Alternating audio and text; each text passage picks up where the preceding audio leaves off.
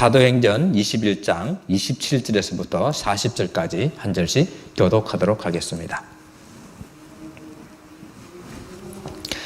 그 이래가 거의 참에 아시아로부터 온 유대인들이 성전에서 바울을 보고 모든 무리를 충동하여 그를 붙들고 외치되 이스라엘 사람들아 도우라.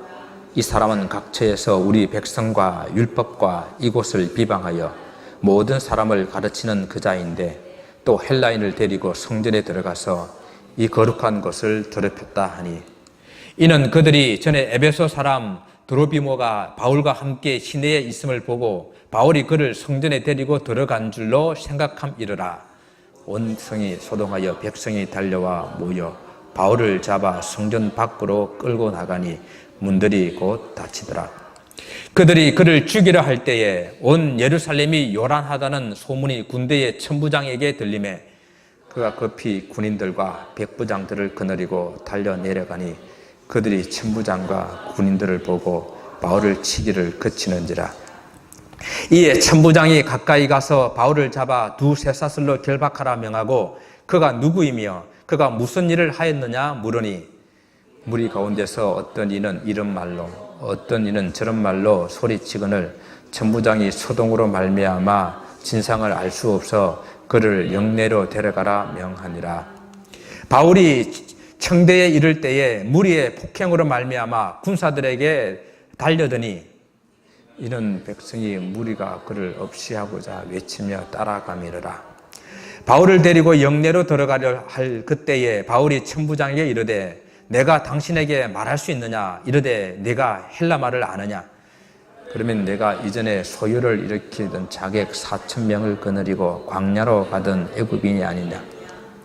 바울이 이르되 나는 유대인이라 소업이 아닌 길리기아 다소시의 시민이니 청컨대 백성에게 말하기를 허락하라 하니 천부장이 허락하거늘 바울이 청대 위에 서서 백성에게 손짓하여 매우 조용히 한 후 히브리 말로 말하니라. 아멘. 예루살렘의 교회에서 타협판을 내어놓았습니다. 그러나 그것이 전혀 효과적이지 못했습니다. 이 타협안은 사실 바울의 신앙과 맞지 않는 것이었습니다. 또 그렇게 할 필요도 없는 것이었어요. 그렇지만 사도 바울은 이 예루살렘의 교회의 결정에 순종하고 받아들이기로 했습니다. 그래서 자기의 결례의식과 함께 그때의 서원을 한 가난한 사람 4사람의 그 비용을 자기가 다 지불하기로 하고 성전에서 결례의식을 행하러 갔다가 유대인들에게 붙잡혔습니다. 그 성전에는 많은 유대인들이 있었는데 그 중에서 아시아에서 온 유대인들이 특히 이 바울에 대해서 아주 적대적인 감정을 가지고 있었습니다. 여기서 아시아라고 하는 것은 바울이 복음을 전했던 에베소를 중심한 소아시아 지역, 지금의 터키 지역이 되겠습니다. 소아시아 지역에서 복음을 전할 때에도 이들은 바울을 따라다니면서 이 복음을 방해했었고 에베소에서도 큰 소동을 일으켜가지고 바울을 잡으려고 했지만 그들이 목적을 이루지 못했었는데 이제 바울이 이 절기에 맞춰서 예루살렘에 올라온다는 그 소식을 듣고 그들은 단단히 벼르고 있는 것입니다. 예루살렘 교회가 내세운 타협판도 이 정도로는 해결될 수 없는 그런 그들의 위협을 가지고 기다리고 있었던 것이죠. 이미 각오를 하고 예루살렘에 올라간 바울이지만은 바울에게 큰 위기가 아닐 수 없습니다. 바울은 이런 위기에서 어떻게 행동했는지를 살펴보고자 하는 것이 오늘 설교의 핵심이 되겠습니다. 바울의 성전에서 바울을 발견한 아시아에서 온 유대인들아 우리를 도우라 막 이렇게 외치면서 다른 사람들의 도움을 구합니다. 이 바울을 보고 이 모든 사람들을 그 무리들을 충동하여 가지고 바울을 잡으려고 한 것입니다. 이렇게 말합니다. 이 사람이 각처에서 우리 백성과 율법과 그리고 이곳 예루살렘을 말하겠죠. 이곳을 비방하여 모든 사람을 가르치던 자인데 또 헬라인을 데리고 성전에 들어가서 이 거룩한 곳을 더럽혔다라고 이렇게 무리들을 충동한 것입니다. 그러자 이 무리들은 흥분하여서 선동하는 사람들의 말에 그냥 바울을 향해 달려들게 됩니다. 무리라고 하는 것은 참 쉽게 충동이 되는 것 같아요. 사실을 확인하지도 않고 그냥 선동하는 사람들의 말에 그냥 부하내동하는 그런 모습들을 보입니다. 사실 나중에 이제 천부장이 바울을 붙잡고 난 다음에 이렇게 물어보잖아요. 무엇 때문에? 이 사람이 또 무엇을 했느냐라고 이렇게 물어보니까 사람들이 어떤 사람들은 이런 말로 어떤 사람은 저런 말로 도대체 무엇 때문에 일을 하는지도 모르고 그들은 소리 지르면서 바울을 잡으려고 하는 것이에요. 사실 바울은 이방인을 성전에 데려간 적도 없습니다. 이 전적으로 바울에 대한 선입견, 이 선입견이 그렇게 만든 것입니다. 사람에 대한 선입견은요, 그 선입견을 가지는 그 사람의 문제이거든요. 자, 여러분도 잘 알고 있는 유명한 철학자 소크라테스가 이 선입견에 대해서 이렇게 말을 했습니다. 선입견을 가지면 그 사람의 행동은 다 곡해해서 보게 된다. 이것이 심하게 되면은 내가 바라는 대로 그 사람이 행동해 주기를 바라고 또 그렇게 행동했다고 생각하고 나중에는 그렇게 확신한다. 그럴듯하죠? 그럴듯하지 않아요? 소크라테스가 말했으니까 그럴듯하죠? 근데 소크라테스가 말한 것이 아니에요. 제가 한 말입니다. 우리는 선입견으로 이 사람이 했다라고 하게 되면은 아, 그렇구나. 그렇다라고 생각을 하는 거예요. 그것이 우리 선입견입니다. 유대인들이 바울을 생각하게 될 때에 바울은 반유대적이고 반율법적이고 성전을 무시한다고 생각을 했었어요. 바울이 복음을 가르치는 것이 그들에게는 반율법적인 것이었고 복음을 유대인이 아닌 이방인들에게 가르치는 것이 그들은 반유대적이라고 생각했었고 유대인이 아닌 이방인을 성전에 데리고 갔다고 하는 것이 그들이 성전을 더럽혔다라고 생각한 것이에요. 여러분, 율법과 복음은 서로 상반되는 것이 아닙니다. 율법의 완성이 복음이에요. 그러니까 상호 보완적입니다. 그렇다면 복음을 가르친 것은 결코 반율법적이 아니라는 이야기입니다. 그리고 유대인의 반대말이 이방인이 아니에요. 유대인과 이방인은 서로 원수가 되어서 되는 그런 반대적인 그런 개념이 아니라는 이야기입니다. 하나님께서는 유대인을 택하셔서 그들을 빛으로 삼아 이방인을 구원하고자 하신 것입니다. 그렇다면 지금 현재 이 이방인들에게 복음이 전파되고 있는 것은 그대로 하나님의 뜻이 이루어지고 있는 것이에요. 성전이 이방인과 유대인을 구별하는 장소가 아니에요. 예수 그리스도의 그 피로 성전에 그 가로막고 있던 이방인과 유대인의 그 담이 다 흐려져 버렸습니다.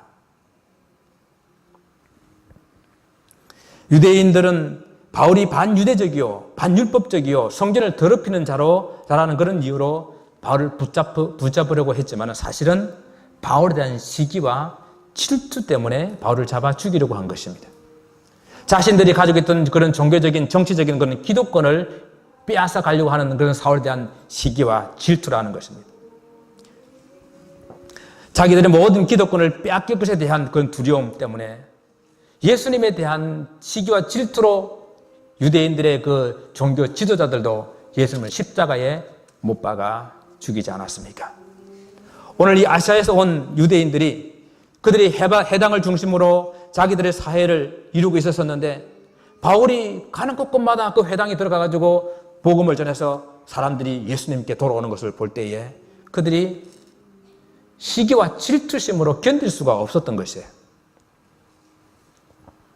우리가 그 이민 생활을 하다 보게 되니까 이걸 좀 이해할 수가 있는 거예요.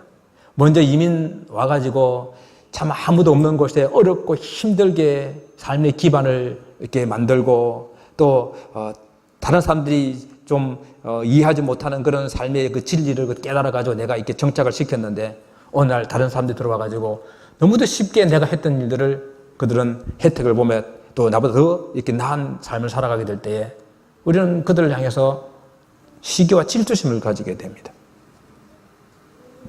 그래서 이 지금 종교 지도자들의 이 마음을 어느 정도는 이해할 수가 있어요. 우리가 이민 땅에 살아보면서 나보다 늦게 사람이 너무도 잘 사는 것들을 바라보고 너무도 잘 적응하는 것을 바라보게 될 때에 우리는 그런 마음을 가질 수가 있어요. 이해는 되지만 그러나 그것은 크리스찬의 삶은 아니에요.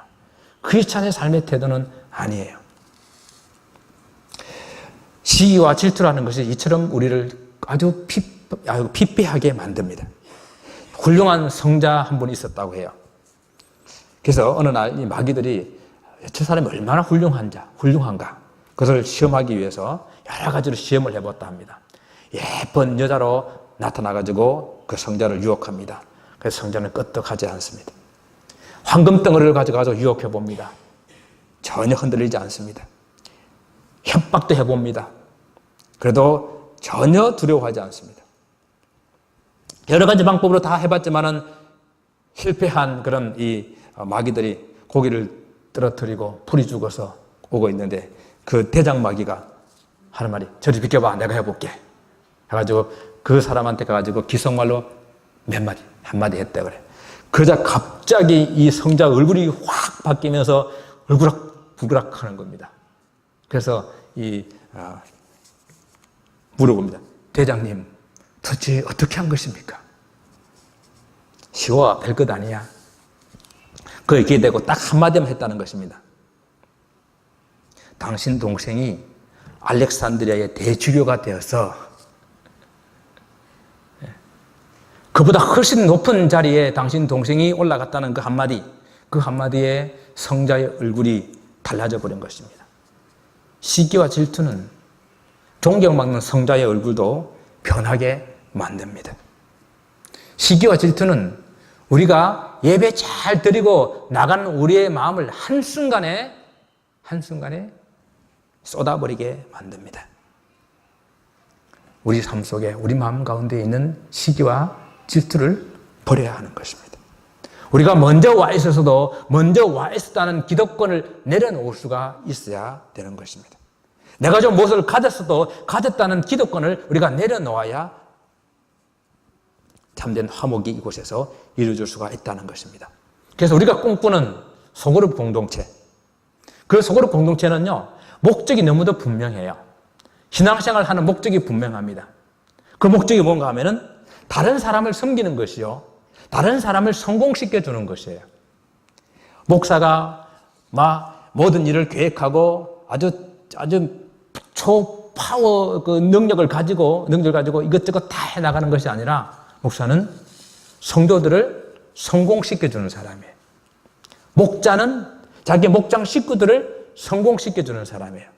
교회에 먼저 오신 분은 나보다 뒤에 오신 분을 어떻게 하면 저분이 교회에 잘 적응할까 애쓰면서 성공시켜주는 사람. 그런 목적을 가진 것이 소그룹 공동체입니다. 우리는 서로가 시기와 질투의 대상이 아니고 서로 섬김으로 서로를 성공을 시켜줄 그런 대상이 되는 그런 교회, 그런 소그룹 공동체를 꿈을 꿉니다. 다시 본문을 돌아오게 되면 바울을 시기하고 질투한 이 아시아에서 온 유대 지도자들이 사람들을 선동하여 소동을 일으키게 되었습니다. 그런데 상황이 여간 심상치가 않아요. 온 성이 소동하게 되었고 이성을 잃은 무리들은 바울을 붙잡아 성전 밖으로 끌어냈습니다. 성난 군중들은 바울을 죽이려고 합니다. 여기서 누가가 의미 있는 한마디를 적어 놓습니다. 문들이 곧 닫히더라. 성전문이 닫혔다는 거예요. 성전 안에 있는 바울을 끌어내자 사람들이 성전문을 닫았습니다. 왜요? 다시 성전으로 들어가가지고 지금 이 위험을, 이 어려움을 해결하는 것을 원하지 않았던 것이에요. 그 위기를 벗어나는 것을 원하지 않았다는 것이에요. 이 한마디, 문들이 닫혔다는 이 말을 보게 될 때에 성전 안에는 하나님의 은혜와 자비가 있는 곳입니다. 바울에게 성전문이 닫혔다는 것은 이제 바울에게 종말을 구하는 것처럼 보입니다. 오늘 바울에게는 더 이상 하나님의 은혜가 없어진 것처럼, 바울을 하나님께서 버리신 것처럼, 성전문을 닫아버리신 것처럼 그렇게 보이려고 이 말씀을 이렇게 기록해 놓은 거예요. 오늘 우리는 바울에게 닥친 이 위기, 절대 위기의 그 순간에서 바울이 어떻게 생각하고 어떻게 행동하는가를 보고 싶은 거예요. 이런 상황 가운데서 그가 한 그 행동이, 그가 평소에 그의 생각이 어디에 향해 있고, 그리고 그가 지금 무엇을 위해서 달려왔고, 앞으로도 그가 남은 시간을 무엇을 위해서 달려갈지를 알 수 있는 그러한 모습이라는 것입니다. 바울을 죽이려는 유대인들의 소동이 이 천부장의 귀에 들게 되었고, 천부장은 아주 급히 백부장들과 군인들 데리고 달려 내려왔습니다. 이게 달려 내려왔다고 하는 이야기는 예루살렘 성전이 있으면은 바로 그 성전 북쪽에 안토니아 요새라고 성전보다 훨씬 더 높은 곳에서 망대가 있어서 거기서 항상 성전을 이렇게 지켜보고 있었어요. 성전에서 무슨 일이 생기게 되면 바로 군대를 파송해가지고 그 일들을 이렇게 진정시키는 그런 일들을 그곳에서 했기 때문에 천부장이 바로 군대를 파송한 것입니다.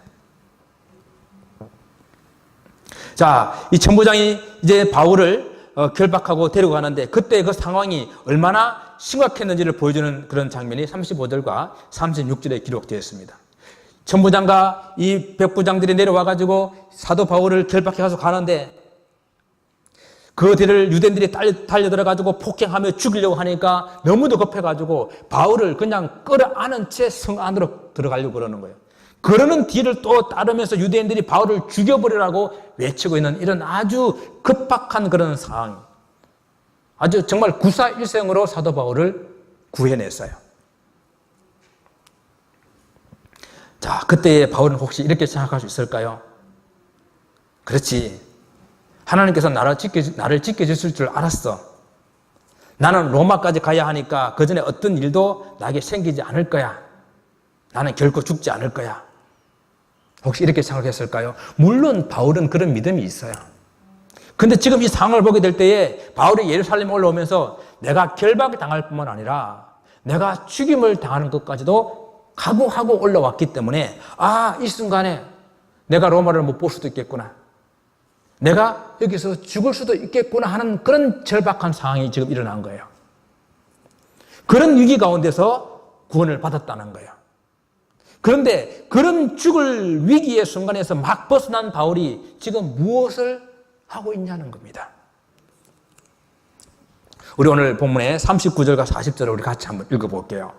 자, 같이 한번 소리내서 읽어보겠습니다.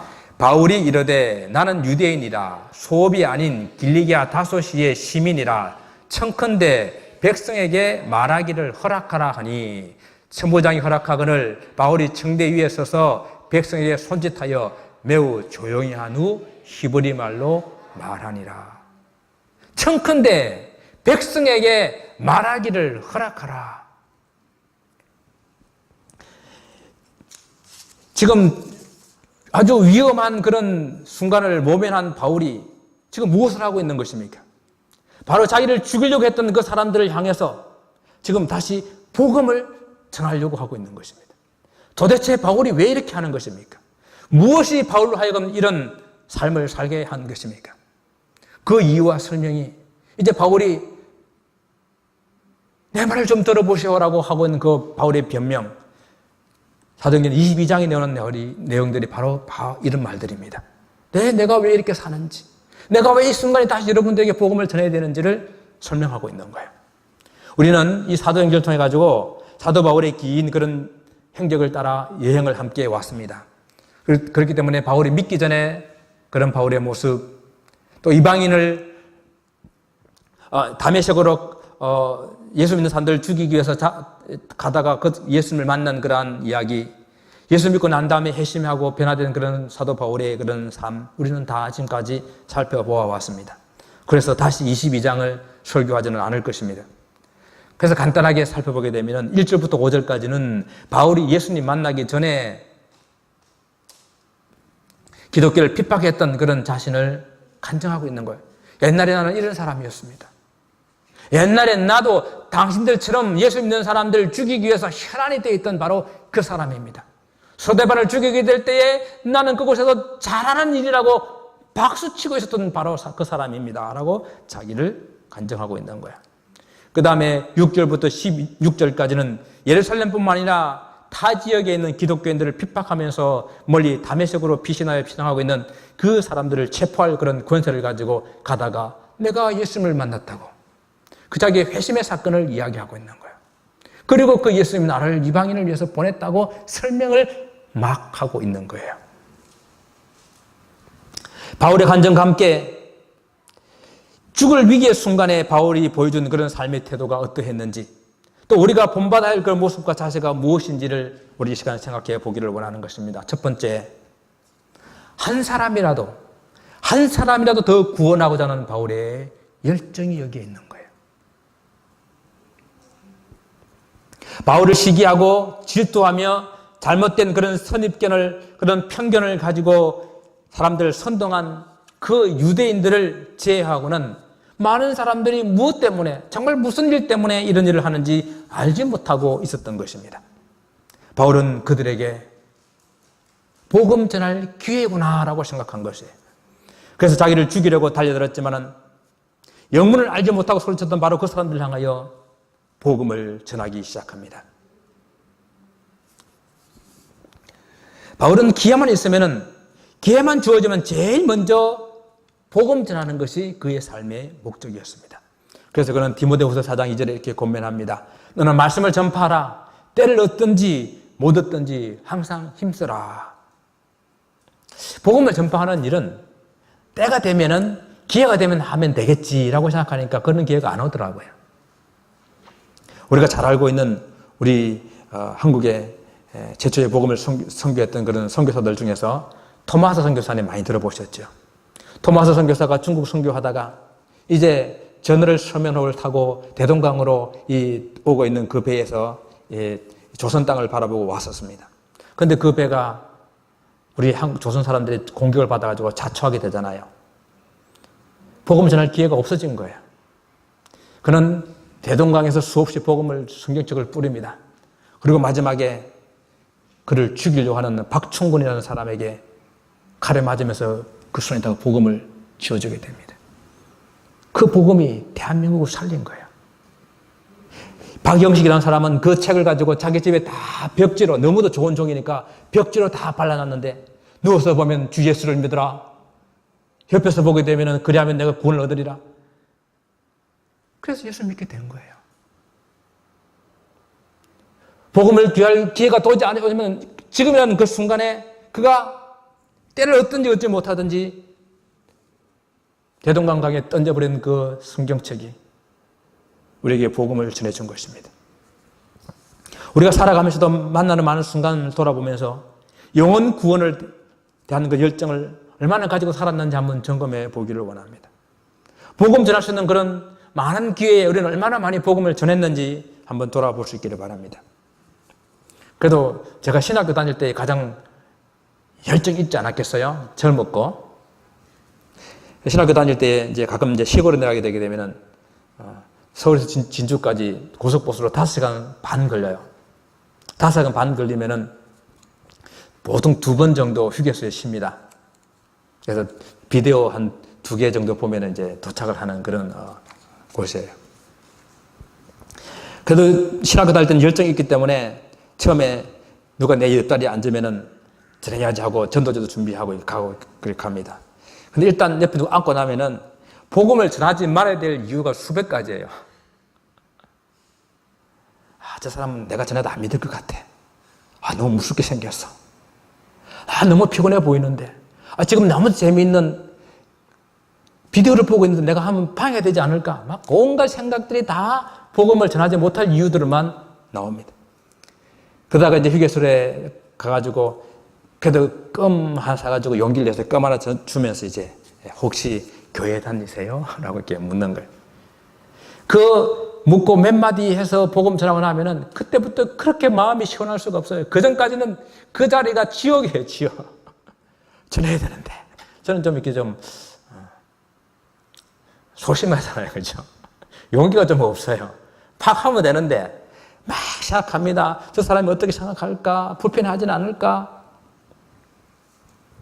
매도 일찍 맞아야 되는데 거의 다 도착해서 그만 하고 나면은 갈 때까지 편안한 여행이 되지 못하는 거예요. 한 번은 그 옆자리에 앉는 사람에게 계속 전할까 말까 고민하다가 혹시 교회 다니세요? 예수 믿으세요? 하니까 그 사람이 후 하면서 안심하는 거예요. 왜 그러냐 그러니까 자기도 교회 다니는데 나를 보고 말을 해야 될까 말아야 될까 나처럼 고민하다가 제가 말을 거니까 휴 교회 다녀요. 저만큼 소심한 사람이 제 옆에 앉아 있었어요.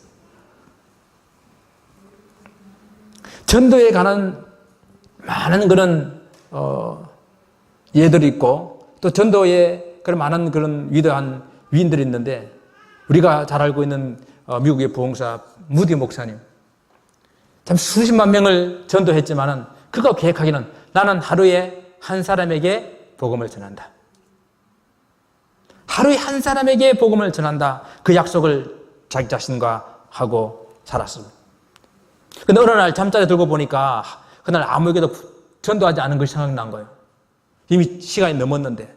그래도 다시 잠을 잘 수가 없어가지고 나가가지고 사람을 찾는데 사람이 없어요. 그런데 저 구석에 잔뜩 술이 채가지고 있는 한 사람을 발견합니다. 그래서 가가지고 술 취해 있는 사람에게 복음을 전했어요. 예수님을 아십니까? 그러니까 이 사람이 화가 나가지고 술 취한 사람이 화가 나가지고 막 욕을 하니까 무서워서 도망을 왔대요. 근데 3개월 후에 현관에서 문을 두드리는 소리가 들립니다. 나가보니까 그날 봤던 그 술 취한 사람이 그날 그 밤 당신이 나에게 예수님을 아십니까? 라는 그 질문에 내가 화를 냈지만은 돌았으면 또 귀에서 예수님을 아십니까? 돌았으면 또 귀에서 예수님을 아십니까? 계속 귀에 들려가지고 내가 견딜 수가 없어서 예수 믿었다고 그런 간증을 했습니다.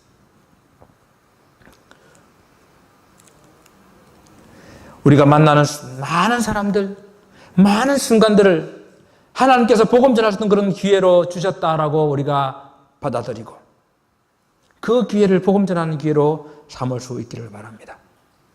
우리가 만약 이렇게 살아간다고 한다면은 정말 우리 많은 삶의 태도가 바뀔 거예요. 왜 그런지 아세요? 내가 지금 만난 저 사람한테 내가 주의 복음을 전하는데 저 사람을 등쳐먹을 수 없어요. 내가 신호에서 우연히 만난 사람인데 내가 저 사람에게 나중에 복음을 전할 수 있는 그런 기회가 생기면 복음을 전해야 되는데 내가 양보하지 않을 수가 없어요. 모든 일에 내가 저 사람과 만나서 복음 전할 수 있는 기회가 되면 복음 전하겠다는 그런 마음을 가지게 된다고 한다면 우리는 조심하고 말씀대로 믿음대로 살 수밖에 없는 그런 삶의 태도를 가지게 될 거예요. 여러분 오늘 한번 실천해 보세요. 지금부터. 그럼 우리 삶이 많이 바뀌어 있는 모습들을 우리는 보게 될 것입니다. 복음 전해야 되기 때문에 양보하고 이해하려고 하고 한 번 더 웃어주고 때로는 손해보는 그런 삶을 살게 되는 것입니다. 성도 여러분, 모든 상황 가운데서 모든 사람 가운데서 주의 복음 전할 기회를 얻을 수 있기를 바라고 한 영혼을 천하보다도 귀하게 여기는 그 주님의 마음을 가지고 우리가 세상을 살아갈 수 있기를 바랍니다. 오늘 이 사도 바울은 두 번째 다시는 돌아오지 못할 그 예루살렘을 바라보며 안타까운 마음을 가지고 있었습니다. 사도 바울에게는 이 예루살렘 방문이 마지막 방문이에요. 여러분 유대인들에게 있어서 예루살렘은 얼마나 특별한지 아세요? 유대인들에게 있어서 이 성전은 너무도 특별한 거예요. 우리가 생각하는 것 훨씬 더 그들이 생각하는 예루살렘은 그들이 생각하는 성전은 어쩌면 그들의 신앙의 전부라고 할 수가 있는 것들이에요. 그래서 그들은 평생의 삶 가운데에 늘 예루살렘을 방문하고 그곳에서 기도하고 하나님을 만나는 그 예루살렘 성전이 그곳에 있음을 자부심을 가지고 아주 자랑거리로 살아가는 사람들이에요. 다른 어떤 나라 어떤 민족에게도 하나님을 만날 수 있는 그런 유일한 장소를 주신 일이 없기 때문에 그들은 이 세상 최고의 장소로 예루살렘 그리고 성전을 생각하고 있었습니다. 그런데 이 사도 바울이 그런 예루살렘의 마지막이라고 이제 마지막 방문이라고 안타까워하는 것이 아니에요.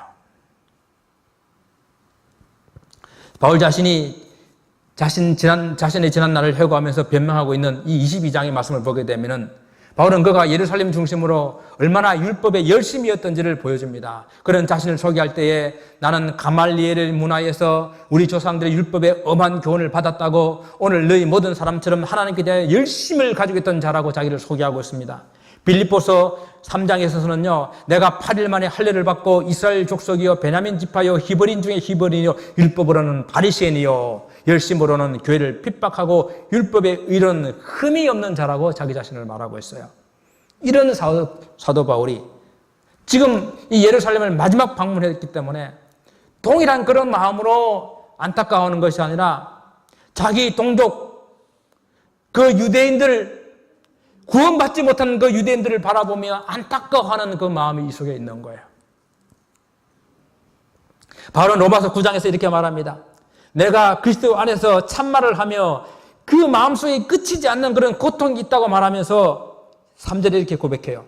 나의 형제 곧 고륙의 친척을 위하여 내 자신이 저주를 받아 그리스도께서 끊어질지라도 원하는 바로다.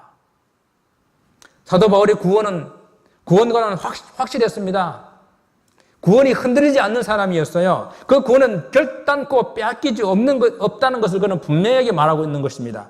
그러나 그렇게 빼앗길 수 없는 그런 구원, 확실한 그런 구원, 그런 구원이라도 내가 그리스도에게 끌어질지라도 내가 원하고 또 원하고 내 마음에서 이렇게 간절히 바라고 원하는 것이 있는데 내 동족, 저 유대인들이 구원을 받는 것이다. 그게 사도 바울의 마음이에요. 이 사도 바울은 지금 이런 유대인을 향한 이런 마음인데 누가 사도 바울을 하여금 반유대적이라고 말할 수 있겠습니까? 바울은 자기 동족 이스라엘 유대인들의 구원을 위해서 늘 눈물로 기도했고 기회만 되면 회당을 먼저 찾아가서 자기 동족에게 복음을 전했던 그런 사람이에요. 바울이 마지막 예루살렘을 방문하면서 성전에서 끌려나와 결박을 당해 예루살렘에 대해서 안타까워하고 있는 것은 바로 그곳에 있는 그 유대인들, 자기 동족들, 구원받지 못한 그 백성들 때문에 지금 안타까워하고 있는 것입니다. 장소보다도, 예루살렘이라는 건 장소보다도 그 속에 있는 사람들 때문에 그가 안타까워하고 있는 거예요. 여러분, 어떤 장소가 귀한 것, 그것은 그곳에 그리운 사람이 있기 때문이죠. 여러분, 우리 조국을, 대한민국을 떠나오신 지 이제 오래되신 분들이 많이 계신데, 어떤 분들은 한국에 막 가보고 싶어 하시고, 또 어떤 분들은 별로 관심이 없는 분들이 있는데, 다는 그렇지 않아요. 근데 많은 분들의 반응을 보니까, 아직도 한국에 부모님이 살아계신 분들은 많이 가보고 싶어 하시고, 그런 분들이 돌아가셔서 가도 이렇게 갈 곳이 없는 분들은 별로 그렇게 한국을 가보고 싶어 하지 않으시더라고요. 저도 무척 한국을 가보고 싶었습니다. 근데 지금은 그렇게 많이 안 가보고 싶어요. 제 어머니가 마지막 돌아가시고 난 다음에는 그렇게 가보고 싶지 않습니다. 물론 장례식 때 못 가봤기 때문에 한번 가봐야 되긴 하는데, 옛날처럼 그렇게 가슴 저리고 아련한 그런 느낌으로 그 땅을 바라보지가 않더라고요. 장소보다도 무엇인가? 사람이거든요. 지금 이 사도 바울이 예루살렘을 바라보고 안타까워하고 있는 것은 뭔가 하면은 그 예루살렘에 하나님을 알지 못하고 살아가는 그 사람들, 주님을 알지 못하고 살아가는 그 동족들 바라볼 때 안타까움이 있는 것이에요. 여러분 친척, 여러분 가족 중에서 예수 믿지 않는 사람들이 있습니까? 정말로 사도 바울처럼 안타까운 마음을 가지고 기도하며 울 수 있어야 돼요. 저는 이런 바울을 바라보면서 늘 바울에게 복음의 그런 빚진 마음을 금할 수 없습니다. 바울은 자기 동족에 대한 미련과 안타까움을 늘 마음에 품고 있지만 하나님께서 너는 이방인을 위해서 복음을 전하는 내 사도가 되라라고 말씀하셨기 때문에 늘 그의 마음은 자기 동족을 바라보면서 발걸음은 이방인을 해 나갈 수밖에 없었던 것이에요. 그리고 이제 그 예루살렘에 다시는 돌아오지 못할 마지막 순간을 맞이하고 있는 거예요. 그래서 바울은 그 순간 자기를 죽이려고 소동하는 그 사람들 향해서 마지막으로 복음 전할 그런 기회를 요청하며 내가 좀 말할 수 있습니까? 내가 말 좀 해도 되겠습니까? 라고 지금 그 유대인들에게 복음을 전하고 있는 것입니다. 그리고 이 바울은 자기가 어떻게 예수를 믿게 됐는지를 간증합니다. 복음에 빚진 그런 사람으로 복음을 어떻게 그 빚을 갚을까? 그 동족을 바라보면서 복음을 전하고 있는 것입니다. 사랑하는 성도 여러분, 우리는 다 복음에 빚진 사람들이에요. 이런 복음의 빚을 갚을 수 있는 그런 기회를 만드시기를 바랍니다. 우리에게 복음을 준 이 미국 땅에 우리가 살고 있습니다. 그런데 현재 이 땅은 그렇게 복음적이지 못해요. 복음의 빛이 확 세상을 밝혀내주고 못하고 있습니다. 그럼 우리는 이 땅에 살면서 무엇을 해야 되겠습니까? 복음의 빚진 자로서 이 땅에 복음의 빛을 밝혀야 되지 않겠습니까? 단순히 그저 우리가 이민자로서 이 땅에서 함께 모여 같이 말통하는 사람들끼리 믿음 생활을 하는 것으로 만족하는 그런 교회가 되어서는 안 된다는 것입니다. 우리가 살고 있는 이 땅, 이곳에서 복음의 빚을 갚아가는, 정말 이 땅에서 무엇인가 할 것이 있는 그런 저와 여러분, 그런 남가주 예수 사랑교회가 되기를 소원합니다. 이 마지막 세 번째는요, 사도 바울이 그 위기의 순간에 벗어나서 다시 돌아보며 복음 전할 그런 기회를 삼는 것은 현재의 삶에서 최선을 다하는 그런 모습을 이 사도 바울에서 바라봅니다. 제가 조금 전에 D.L. 무디 목사님의 전도에 대한 이야기를 말씀드렸지 않았습니까? 수십만 명을 전도했지만 그의 목표는 하루에 한 명. 저는 우리 교인들이 우리와 다 함께 하루에 한 명이 아니라 한 달에 아니라 1년에 한 명만 전도해도 배가 될 텐데, 그 간단한 수학이 왜 안 될까? 수학이 아니라 산수인데 왜 안 될까 모르겠습니다. 그죠? 참 안 되죠. 우리가 한 명만 하면은 지금 5년이니까 몇 명 되어 있겠어요? 우리 한번 작정해 보십시오. 한 명. 한 명만 전도하자. 거기서부터 출발하는 거거든요. 내가 전도에 가서 구름대와-같이 많은 사람들이 모이지 않아도 괜찮아요. 저거 원하지 않습니다. 감당도 못해요. 한 명. 이 이야기는 현재 나에게 주어진 상황에서 내가 최선의 삶을 다하는 그런 모습이에요. 바울은 예루살렘에서 그의 삶이 끝나기를 원하지 않았습니다. 그는 로마도 보아야 했고요. 그리고 로마를 넘어서서 서바나까지 가서 복음을 전할 그런 꿈을 가진 사람이었어요. 그러나 그에게 주어진 그 현재에 그는 최선을 다하며, 내가 여기서 결박당하고 여기서 끝난다 하더라도 이 순간 내가 저 사람들에게 복음을 전해야 되겠다. 지금 이 순간에 최선을 다해야만 다음 기회인 로마도 있고 서바나도 있는 거예요. 꿈을 가지고 있습니까? 그 꿈은 어느 날 하늘에서 갑자기 내게 뚝 떨어지는 것이 아니에요. 현재라는 오늘 내게 주어진 삶에서 내가 최선을 다하게 될 때에 그 하루하루가 모여서 꿈으로 성취되는 것입니다. 주님께서 너의 꿈이 뭐냐라고 물으신다면 동시에 지금 내가 그 꿈을 위해서 무엇을 하고 있느냐라고 물으시는 질문이라고 우리는 받아들여야 되는 것입니다. 지금 현재 나는 하나님 앞에서 어떤 모습으로 신앙생활을 하고 있는지 돌아와 볼 수 있기를 바랍니다. 지금 어려운 일만 조금 해결해 나고 나면은, 지금 이 급한 일만 좀 해결해 놓고 나면은 하고 이러지 마시기를 바랍니다. 우리 옛날에 다 했던 거잖아요.